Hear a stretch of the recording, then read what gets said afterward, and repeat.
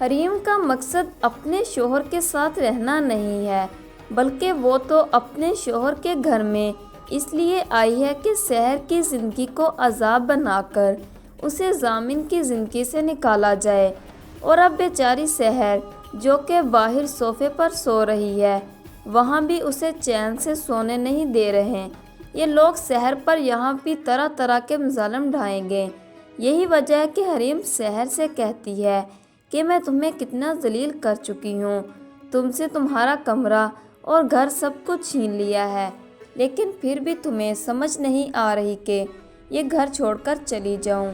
سحر تو ثابت قدم اور ڈٹی رہنا چاہتی ہے، لیکن وہ بھی آخرکار انسان ہے اور اتنی زیادہ تکلیفیں اور مظالم کب تک برداشت کر پائے گی۔ دوسری طرف حریم کی ماں رابعہ اپنے شوہر افتخار سے کہتی ہے کہ مجھے اور میری بیٹی کو اس گھٹیا لڑکی سے نجات چاہیے۔ اس کا مطلب یہ ہے کہ اب یہ لوگ افتخار صاحب پر مزید دباؤ ڈالیں گے کہ سحر کو طلاق دلوائی جائے۔ اس لیے ضامن سب کو بتا دیتا ہے کہ اگر طلاق ہی اس مسئلے کا حل ہے تو میں حریم کو بھی طلاق دے سکتا ہوں اور سحر کو اپنے پاس رکھ لوں گا۔ اس ساری باتوں کی وجہ یہ ہے کہ سحر افتخار صاحب سے ملتی ہے اور افتخار صاحب اس کے سر پر ہاتھ بھی رکھ دیتے ہیں، اور یہیں سے ان لوگوں کی جلن شروع ہو جاتی ہے کہ اس لڑکی نے دوبارہ اپنے قدم جمانے شروع کر دیے ہیں اور ہمارے سارے منصوبے خاک میں مل رہے ہیں۔ حریم اب الٹا سحر سے کہتی ہے کہ تم میرے خلاف سازشیں کر رہی ہو اور مجھے اس گھر سے نکالنے کے منصوبے بنا رہی ہو۔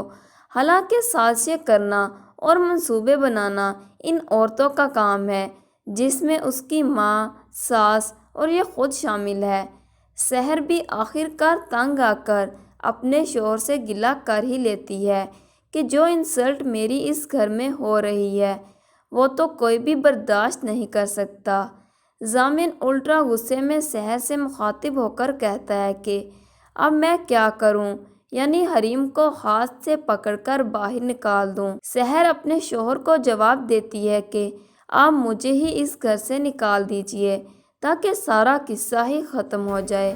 حریم سمجھتی ہے کہ ضامن صرف اس کا ہے اور اس پر صرف اسی کا حق ہے، اس لیے وہ سحر سے لڑ پڑتی ہے، اور یہ بات ضامن کو بھی معلوم ہے، جو وہ سحر کو بتا دیتا ہے کہ ان لوگوں کا مقصد صرف ہم دونوں کو جدا کروانا ہے، اس لیے تمہیں ثابت قدم رہنا ہوگا اور ان کی یہ زیادتیاں برداشت کرنا ہوگی۔ مگر حریم اب ایک نئی چال چل دیتی ہے اور وہ خود کو بیڈ پر گرا کر سارا الزام سحر پر ڈال دے گی کہ اس نے مجھے دھکا دے کر نیچے گرا دیا تھا تاکہ میں ماں نہ بن سکوں۔ اس لیے حریم اب اور ہمدردی بٹورنے کے لیے ضامن کے آگے روئے گی، مگر ضامن اب حریم اور اپنی ساس کی چال سمجھ چکا ہے۔ اس بار وہ ان باتوں میں نہیں آئے گا۔ وہ حریم کو اس کی عادتوں کی وجہ سے تنگ آ کر طلاق دے دے گا اور سحر کے ساتھ خوشی خوشی رہے گا۔ کون کون چاہتا ہے حریم بھی اسی طرح ذلیل ہو جیسے اس نے سحر کو کیا تھا اور کرنا چاہ رہی ہے؟ کمنٹ میں لازمی بتائیے۔ مزید ڈرامہ پروموز کے لیے دیکھتے رہیے نیوز فیکٹری۔ ویڈیو اچھی لگے تو لائک اور شیئر ضرور کیجیے گا۔